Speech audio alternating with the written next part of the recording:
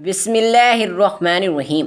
نماز عصر کے بعد یہ تسبیح لازمی پڑھنی ہے۔ اللہ اس کی 40 نسلوں کو بٹھا کر کھلاتا ہے، دولت اس کی نسلوں پر عاشق ہو جاتی ہے۔ محترم ناظرین، انسانی زندگی کا سب سے قیمتی سرمایہ وقت ہے، اور وقت کے لمحات میں سب سے انمول وہ گھڑیاں ہیں جو اللہ تعالیٰ کی یاد میں گزرتی ہیں۔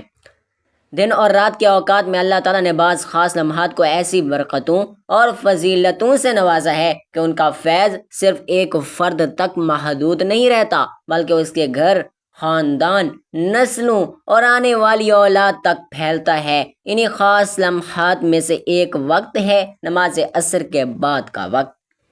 یہ وہ وقت ہے جس کو قرآن و حدیث میں بڑی عظمت اور فضیلت کے ساتھ بیان کیا گیا ہے۔ اسلام ایک مکمل ضابطہ حیات ہے جس میں زندگی کے ہر لمحے کی قدر و قیمت اور اس کی اپنی دینی اور روحانی اہمیت بیان کی گئی ہے۔ نماز کو دین کا ستون کہا گیا ہے، اور قرآن مجید نے بار بار نماز قائم کرو کا حکم دیا۔ 5 وقت کی نمازوں میں سے ہر نماز کی اپنی ایک الگ شان اور فضیلت ہے، لیکن ان میں سے نماز عصر کو ایک خاص مقام حاصل ہے۔ قرآن و حدیث میں بارہا اس نماز کی عظمت بیان ہوئی، اور اس کو چھوڑنے والے کے لیے بڑی وعید سنائی گئی۔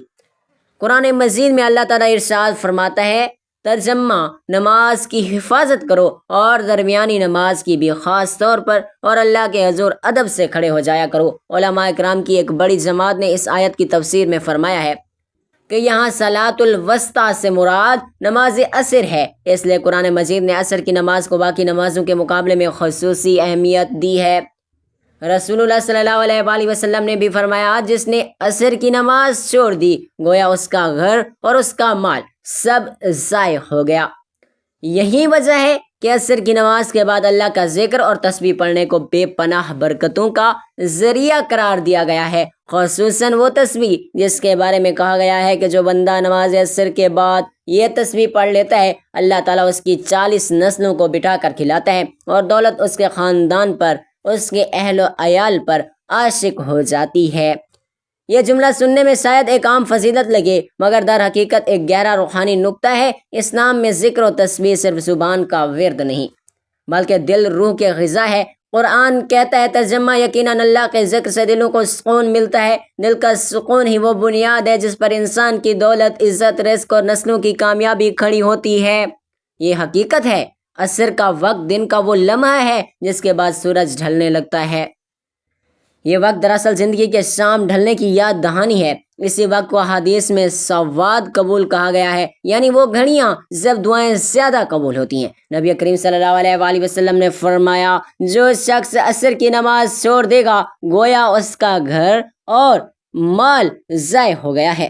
یہ حدیث واضح طور پر بتاتی ہے کہ عصر کی نماز چھوڑنے والا ایسا ہے جیسے اس نے اپنی دنیا کو اور آخرت کو خود ہی برباد کر لیا۔ مال و دولت کا ختم ہونا ایک چھوٹا سا نقصان ہے، لیکن گھر کے اجڑنے سے مراد پوری زندگی کا برباد ہو جانا ہے۔ جمعہ کے دن عصر کے بعد ایک لمحہ ایسا آتا ہے جس میں جو بھی بندہ دعا کرتا ہے اس کی دعا رد نہیں ہوتی۔ یہ حدیث عام دنوں پر بھی اشارہ کرتی ہے۔ نماز کے بعد تسبیح پڑھنے کی سنت خود رسول اللہ صلی اللہ علیہ وآلہ وسلم سے ثابت ہے۔ حضرت فاطمہ رضی اللہ تعالی عنہا اور حضرت علی رضی اللہ تعالی عنہ کو حضور پاک صلی اللہ علیہ وآلہ وسلم نے جو تسبیح عطا کی، وہ آج کل تسبیح فاطمہ رضی اللہ تعالی عنہا کے نام سے مشہور ہے۔ اس سے پتہ چلتا ہے کہ فکر اور تسبیح کا تعلق نہ صرف فرد کی روحانیت بلکہ خاندان کی برکت اور رزق کی کشادگی کے ساتھ بھی ہے۔ جب ایک بندہ عصر کے بعد یہ مخصوص تسبیح پڑھتا ہے تو گویا وہ اپنے رب کے ساتھ ایک ایسا تعلق قائم کرتا ہے جس کی برکت اس کے خاندان، نسلوں اور آنے والی اولاد کو نصیب ہوتی ہے۔ یہ بات یاد رکھنے کی ہے کہ رزق کا تعلق صرف محنت سے نہیں بلکہ اللہ کی رضا سے ہے۔ نماز عصر کا وقت وہ خاص گھڑی ہے جس میں بندہ اگر دعا اور تسبیح کے ساتھ اپنے رزق کے لیے اللہ سے مانگے تو دروازے کھل جاتے ہیں۔ محترم ناظرین، دولت صرف سونے چاندی نوٹوں کا نام نہیں بلکہ قرآن کی نظر میں رزق وہ سب کچھ ہے جو انسان کو اللہ کی طرف سے ہوتا ہے، خواہ وہ مال کی دولت، علم کی روشنی ہو یا پھر ظاہری مال و اسباب۔ اللہ تعالیٰ فرماتا ہے، ترجمہ: زمین پر کوئی جاندار ایسا نہیں جس کا رزق اللہ کے ذمہ نہ ہو۔ یہی وجہ ہے کہ جو بندہ عصر کے بعد یہ تسبیح پڑھتا ہے دراصل وہ اپنے اور اپنی نسلوں کے لیے رزق کے دروازے کھول لیتا ہے، دولت اس کے خاندان سے محبت کرنے لگتی ہے، یعنی رزق کی تنگی اور محتاجی اس کے دروازے سے ہمیشہ کے لیے رخصت ہو جاتی ہے۔ انسان اپنی زندگی میں اکثر سوچتا ہے کہ میں اپنی اولاد اور نسلوں کے لیے کیا چھوڑ کر جاؤں۔ دنیا، مال، دولت تو ایک دن ختم ہو جاتا ہے، مگر اگر کوئی چیز نسلوں کو ہمیشہ کے لیے سنوار سکتی ہے تو وہ اللہ کا ذکر اور نماز کی پابندی ہے۔ قرآن میں حضرت نوح علیہ السلام کا واقعہ موجود ہے۔ انہوں نے اپنی قوم کو فرمایا، ترجمہ، میں نے کہا اپنے رب سے مغفرت مانگو، یقیناً وہ بہت بڑا بخشنے والا ہے۔ وہ تم پر آسمان سے خوب بارش برسائے گا، تمہیں مال و دولت دے گا اور تمہیں بیٹے عطا کرے گا۔ یہ آیت ہمیں بتاتی ہے کہ ذکر و استغفار نسلوں کی برکت اور دولت کے نزول کا ذریعہ ہے۔ جب اللہ پاک نے حضرت نوح علیہ السلام کو ان کی قوم کی طرف بھیجا تو انہوں نے اپنی قوم سے فرمایا، اے میری قوم، میں تمہیں اللہ کے حکم کے مخالفت کرنے اور اس کے علاوہ کسی اور کی عبادت کرنے پر اللہ کے عذاب کا صریح ڈر سنانے والا ہوں۔ آپ نے اپنی قوم کو عبادت الہی کی طرف دعوت دیتے ہوئے فرمایا، اے میری قوم، ایمان قبول کر کے اللہ پاک کی عبادت کرو، کیونکہ اس کے سوا کوئی اور ایسا ہی نہیں کہ جس کی عبادت کی جا سکے۔ وہی تمہارا معبود ہے، وہی تمہارا خالق ہے، وہی تمہارا مالک ہے جس کا میں تمہیں حکم دے رہا ہوں۔ اس میں اگر تم میری نصیحت قبول نہ کرو گے اور راہ راست پر نہ آؤ گے تو مجھے تم پر بڑے دن یعنی زور و قیامت یا روز طوفان کے عذاب کا خوف ہے۔ حضرت نوح علیہ السلام کی قوم بتوں کی پجاری تھی۔ اللہ نے حضرت نوح علیہ السلام کو ان کی قوم کی طرف رسول بنا کر بھیجا اور انہیں حکم دیا کہ وہ اپنی قوم کو پہلے سے ہی ڈرا دیں کہ اگر وہ ایمان نہ لائے تو ان پر دنیا اور آخرت کا دردناک عذاب آئے گا، تاکہ ان کے لیے اصلاح کی کوئی باقی نہ رہے۔ یاد رہے، حضرت نوح علیہ السلام وہ سب سے پہلے رسول ہیں جنہوں نے کفار کو تبلیغ کی، اور سب سے پہلے آپ کی قوم پر ہی دنیاوی عذاب آیا۔ حضرت نوح علیہ السلام کی قوم نے آپ کی نبوت کو جھٹلایا۔ حضرت نوح علیہ السلام پر نازل ہونے والی وحی جو آپ ان تک پہنچا دیتے تھے اسے قبول نہ کیا۔ ایک عرصے تک عذاب الہی سے خوف دلانے اور راہ راست پر لانے کی کوشش کرنے اور اس کے باوجود بھی وہ لوگ اپنی بات پر ڈٹے رہے تو ان پر اللہ پاک کا عذاب نازل ہوا۔ جو مومنین حضرت نوح علیہ السلام کے ساتھ کشتی میں سوار تھے اللہ پاک نے عذاب سے محفوظ رکھا اور باقی سب کو غرق کر دیا۔ اس سے معلوم ہوا کہ اللہ پاک کے دشمنوں پر اس وقت تک دنیاوی عذاب نہیں آتے جب تک کہ وہ پیغمبر کی نافرمانی نہ کریں۔ ترجمہ، اور ہم کسی کو عذاب دینے والے نہیں جب تک کوئی رسول نہ بھیج دیں۔ ناظرین، عصر کے بعد کی تسبیح بھی ایک ایسا روحانی خزانہ ہے جو 40 نسلوں تک کے لیے برکت کا باعث بنتا ہے۔ عصر کی نماز اور اس کے بعد مخصوص تسبیح پڑھنے کا تعلق صرف ایک وقتی عمل نہیں بلکہ پوری زندگی اور نسلوں کے مستقبل کے ساتھ جڑا ہوا ہے۔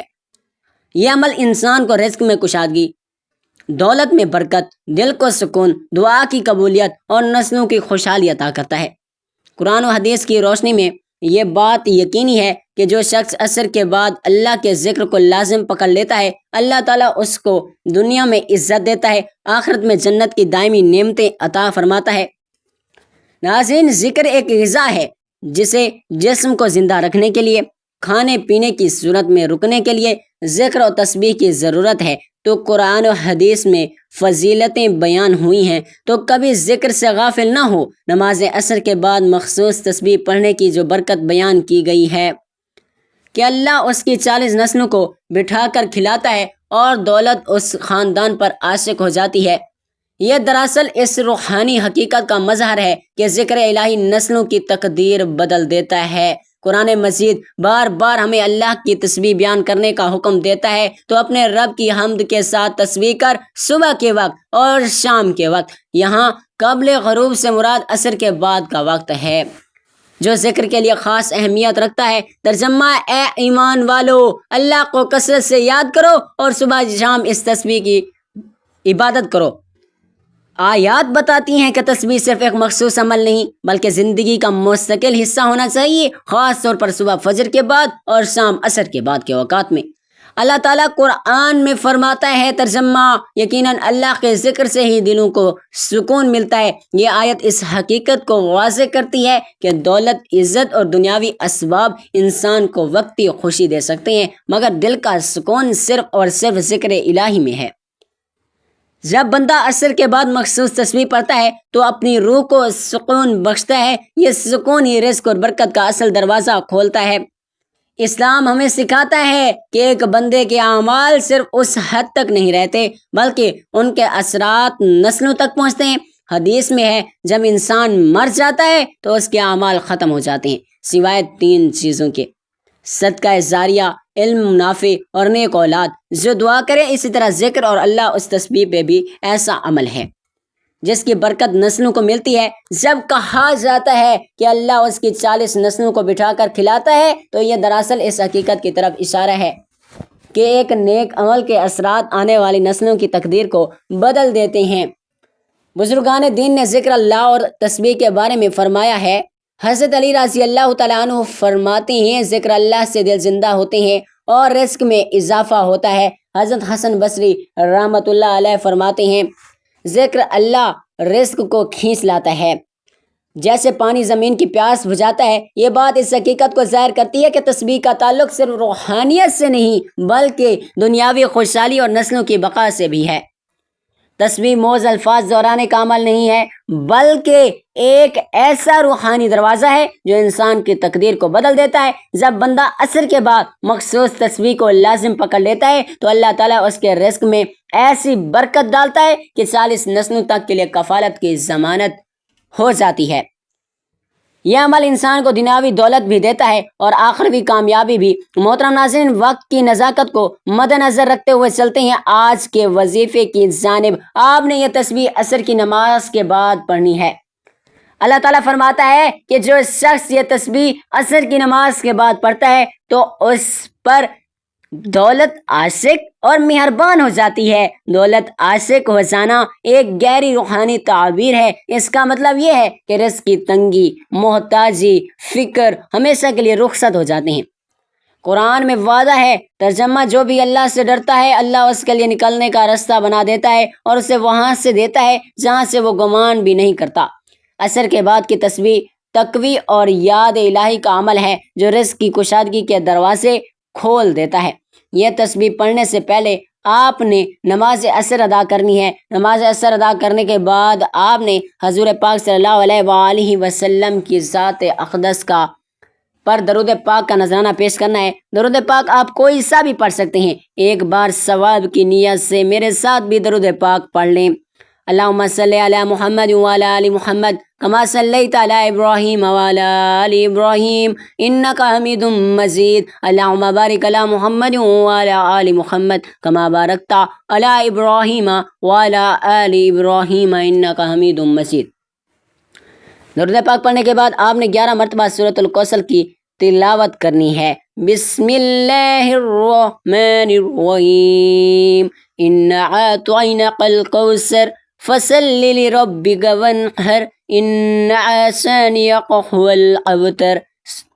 11 مرتبہ سورۃ الکوثر پڑھنے کے بعد آپ نے یہ تسبیح پڑھنی ہے، یا غنیو یا نافیو یا فتاحو یا وہابو۔ یہ تسبیح 100 مرتبہ پڑھنے کے بعد آپ نے 33 مرتبہ لا الہ الا اللہ پڑھنا ہے اور آخر میں پھر آپ نے دوبارہ درود پاک پڑھنا ہے جو شروع میں پڑھا تھا۔ عصر کے بعد والی مخصوص تسبیح صرف ایک عمل نہیں بلکہ نظروں کی کفالت، رزق کی کشادگی، دولت کی محبت، دل کے سکون اور گھریلو خوشحالی کا دروازہ ہے۔ قرآن و حدیث اور اولیاء اللہ کے اقوال اس حقیقت پر گواہ ہیں کہ ذکر اللہ انسان کی زندگی کو سنوارتا ہے اور آنے والی نسلوں کو بھی روشن کرتا ہے۔ عصر کی نماز کے بعد پڑھی جانے والی یہ بابرکت تسبیح صرف الفاظ کا ایک مجموعہ نہیں بلکہ یہ اللہ تعالیٰ سے جڑنے، اس کے ذکر کو دل میں بسانے اور اپنی نسلوں کے لیے برکت اور رحمت کا سرمایہ بنانے کا ذریعہ ہے۔ قرآن و حدیث میں ذکر کی اہمیت پر جو زور دیا گیا وہ ہمیں یہ سکھاتا ہے کہ دنیاوی سکون، رزق کی کشادگی اور نسلوں کے لیے کفالت کا بہترین دروازہ اللہ کے ذکر اور عبادت کے ذریعے ہی کھلتا ہے۔ یہ تسبیح نہ صرف ہمارے دلوں کو نور سے بھر دیتی ہے بلکہ ہماری زندگیوں میں بھی ایسی برکتیں لاتی ہے جس کے اثرات نسل در نسل قائم رہتی ہیں۔ جو شخص عصر کی نماز کی پابندی کرتا ہے اور اس کے بعد اس تسبیح کو معمول بنا لیتا ہے اس کے لیے رزق اور دولت کے دروازے کھل جاتے ہیں۔ اللہ کی رحمت اس کے گھر کو ڈھانپ لیتی ہے اور وہ دنیا آخرت دونوں میں کامیاب ہو جاتا ہے۔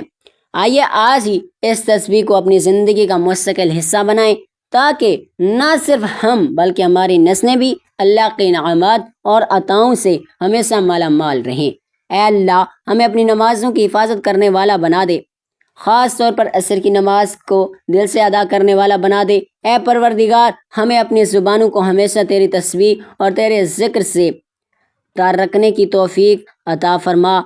اللہ، اس بابرکت تسبیح کے صدقے ہماری نسلوں پر اپنی رحمتیں نازل فرما، انہیں رزق کی کشادگی اور دولت کی برکت نصیب فرما اور دنیا اور آخرت میں سرخ روئی عطا فرما۔ تو رحمان اور رحیم، ہمیں اپنی رضا اور قربت کے خزانے عطا فرما اور قیامت کے دن اپنے نیک بندوں کے ساتھ جنت الفردوس میں داخل فرما۔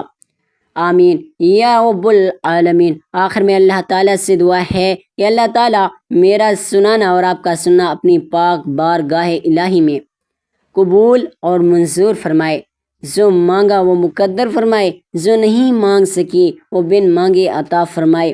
اللہ تعالیٰ نیکی کی بات کو سننے، سمجھنے اور اس پر عمل کرنے کی طاقت اور توفیق مرحمت فرمائے۔ آمین ثم آمین۔ ناظرین، آپ سے گزارش ہے کہ اپنے رزق میں برکت اور وسعت و کشادگی کے لیے اللہ تعالیٰ کے 99 ناموں میں سے کوئی ایک نام لکھ کر کمنٹ سیکشن میں ضرور شیئر کریں۔ اللہ تعالیٰ ہم سب کا حامی و ناصر ہو۔ آمین۔ جزاک اللہ۔